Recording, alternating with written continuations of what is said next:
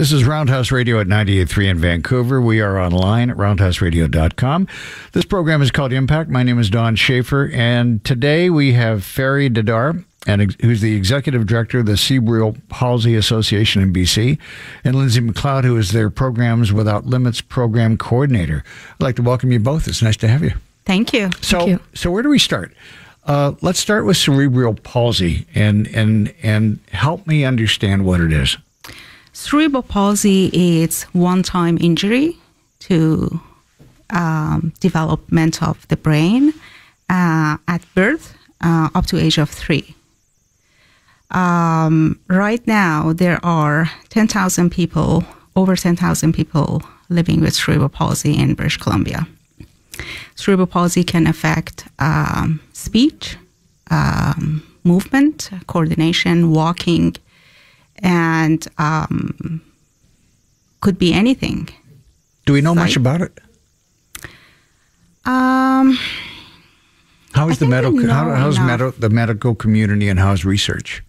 Well, the research was done vastly on this disorder, and every single day they find something new. So that's what we know about, that's encouraging. What we knew about it is non-progressive. It's a lifelong condition, and it's not contagious. And I think it's changing over time. And what does your organization do in the city? Like, how does it work? How do people find you? What kind of support systems do you offer? Okay, so when somebody with cerebral palsy is diagnosed, it could be diagnosed at birth. Could be diagnosed at any age, up to age of 3.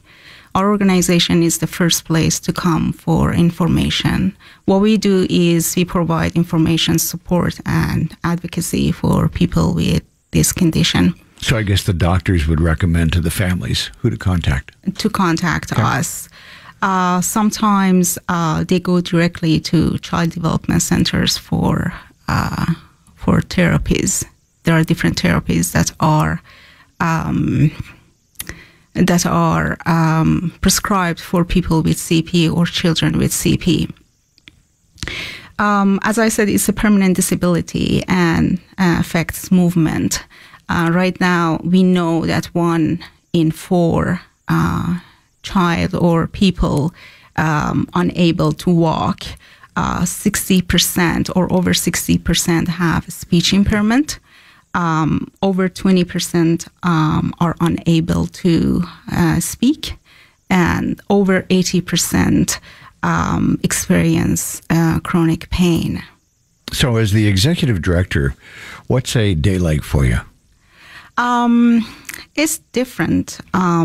It could be supervising a staff, dealing with financing, providing support to the board, providing leadership to people. Right now, we have 2 people with cerebral palsy who are working for us.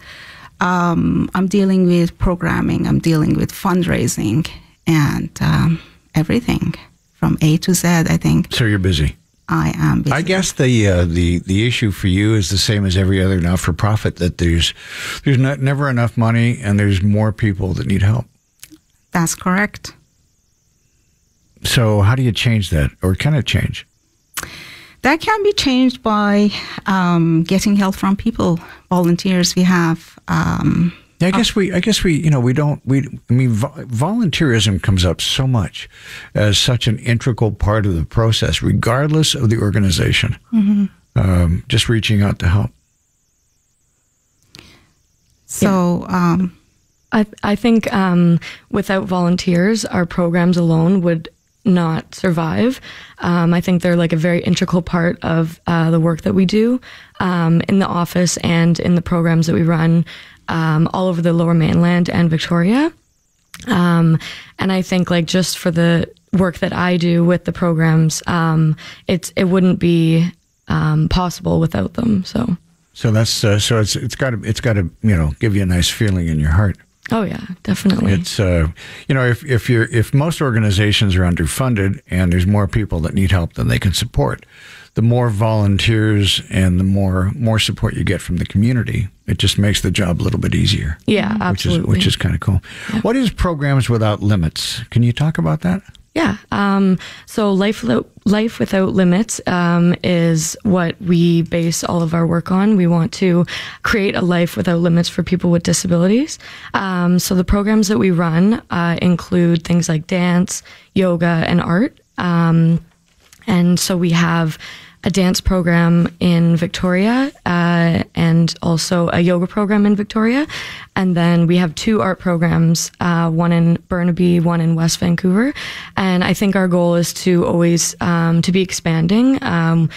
Right now, all of the programs that we run are pretty wildly successful. So I think we're at the point now where we're going to try and start moving to areas like Kelowna, and just spreading as much as we can to benefit as many people as we can in BC.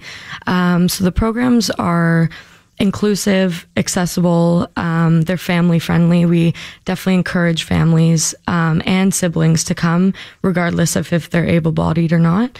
And that's just a way to provide a more inclusive option for families that might not be able to experience classes like this. And we also offer them completely free of charge. So I'm curious, so is Life Without Limits, initiated by CP, or is it shared by a number of organizations? It is shared by all Cerebral Palsy organization in Canada and US. Because it seems like any organization that would have a disability component to it would want to be part of this initiative. Yes, we have Disability Alliance that are working in advocacy part of it. Are you tied into National Accessibility Week and some of the other programs that are happening? It's interesting that you're saying that. Yes, this week that we are in between May 21st to June 3rd, it's going to be Victim Week. And at the same time, Accessibility Week as well. So we are running a media campaign to create awareness around bullying and cyberbullying against people with disabilities. Okay, so I was going to ask you to make that connection for me. So connect CP or connect people with disabilities in Victims Week. What is the systemic issue there? Well, research showed that people with disabilities are bullied more. Why? I mean, it just seems like we should be kinder and gentler, not worse. Well, research showed that we are not. We are opposite. We are opposite. Yes, especially children and youth with disabilities at the school. They reported that they are likely, or they're more bullied than anyone else. Are you shocked? Are you surprised at that, or is that just something you've taken for granted being in this job? I am surprised. I am very surprised. Lindsay? I am too, yeah. It's disheartening. Yeah, it absolutely. Is. So what will this campaign, I mean, this conversation has to help, so what will the campaign do? I think with this campaign, we are putting more emphasis on the fact that we are a resource for individuals with disabilities. We, like I said, have programs. We have a list of different resources that people can go to online and in person if they are experiencing bullying, if family sees that their children are being bullied. So with this campaign, we just want people to recognize that we are here in the community to help, and we're a resource for people. Let's take a short break and come back and maybe spend some more time on this and talk about the organization. This is Roundhouse Radio at 98.3 in Vancouver, online at roundhouseradio.com. This program is called Impact, and today we're speaking with Feri Dehdar, the Executive Director of the Cerebral Palsy Association in BC, and Lindsay Macleod, who is their Programs Without Limits Programs Coordinator. It's a mouthful. So I'm curious, Lindsay, what's a day like for you? A day for me is always different, which I find really exciting. Most days I am in the office, and I'm talking to different families, reaching out to different community partners, schools, just letting people know about our programs. And then there's our really busy time where the programs are ended, but then coming up again. So that's when I have to, renew all of our partnerships again within the community. But then I also go to the programs. All of our programs happen in the evening. So I'm going to art, yoga, dance, and actually seeing the programs, which is the best part. So what's it like? I want to ask you why, what brought you to CP? Why do you do this work? I actually sort of stumbled into my interest in this quite randomly. During my time in school, I was working at a group home for children with cerebral palsy. I had absolutely no idea what that was, and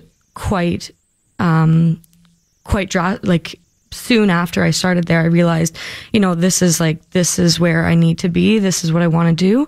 And then so moving from Ontario to BC, I came across the programs coordinator position, and it was just like an instant fit. It was really like a dream gig. Yeah, absolutely. I'm quite surprised because I thought we were going to be talking about mostly cerebral palsy and not about being a victim and not about bullying. So I'm kind of struck, by the conversation and the turn that it's taken. And you're smiling because you knew where I was going to go. And I guess that's the point. You want more people to be aware. We want more people to be aware of our programs and what we do, what impact we are making in the community. What we do, it's coming from our heart. I 100% believe in what we do in the community and the differences that we are making in the community. Besides dance and yoga and martial arts and art, we do provide other services, financial support. That's something that all people with disability need through other programs that we have, like equipment-assistive devices, scholarship for people with disability, and also camp. So these are huge. What's camp like? Where is it? We provide subsidies to people with cerebral palsy to go to any accessible camp in British Columbia. So they choose their camp, and we provide... So based on probably something near where they live. Based on the accessibility. And we provide money to hire a caretaker. Some of them need 24 hours care aid. Or they can use the money toward the registration fee, or simply pay for travel expenses. Are you mostly talking to parents or the people affected by CP? Or both? Our membership are combination of parents, individuals, and we are serving basically from children to seniors. Yeah. All range of people, all range of ages. Can you share any stories with us Lindsay did by talking about going to the different events, and you smiled because you get to see the people that are doing the programs and watch the impact the programs are having. Any stories or anything you can share with us? I read their application where they come and ask for financial support. I ask them to tell about themselves, who they are, why do they want to go to the camp, why they're asking for equipment-assistive devices, how does it impact them in terms of increasing quality of their life or increasing their independence. Sometimes I am, blown away of the things that they're saying.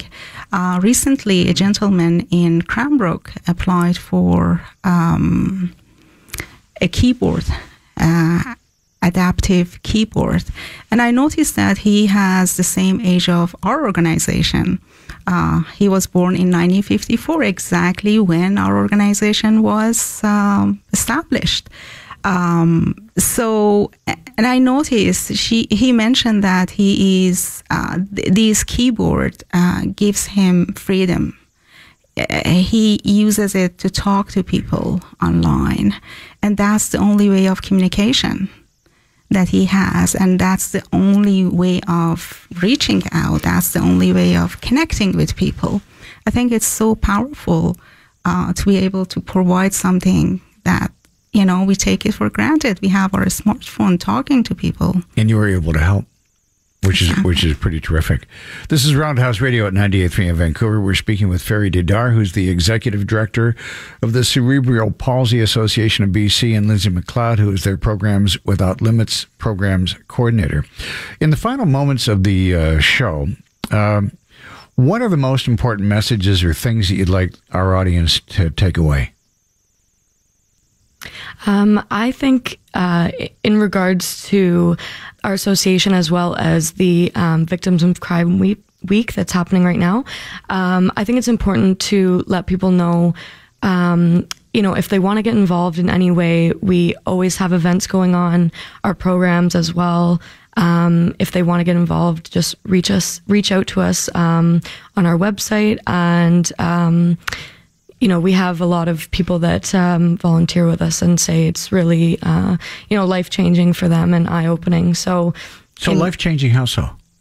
I think because they maybe come in with not a lot of knowledge about individuals with disabilities or things like that, and then they come out with a lot of understanding and appreciation, and